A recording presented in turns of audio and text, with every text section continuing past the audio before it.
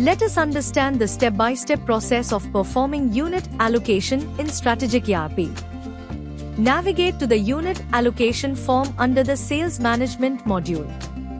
Select the unit code from the search option. The member code will auto-populate based on the unit code.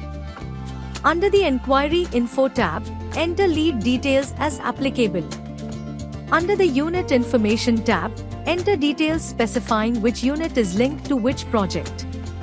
Select the project name and subproject name. Select the unit code from the drop-down.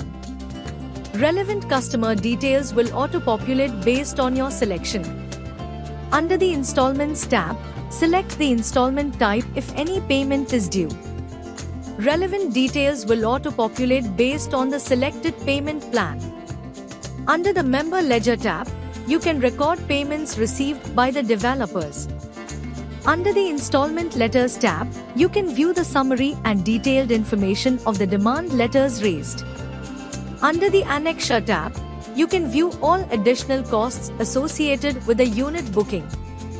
Under the Car Parking Allocation tab, you can view which unit each car parking space is allocated to. Under the Sales Follow-up tab, you can view details of units for which the initial token or first stage payment has been received by the sales team. Under the Receipts with TDS Details tab, you can enter the updated TDS payment entries for a unit made by the customer. The process of performing unit allocation form is complete.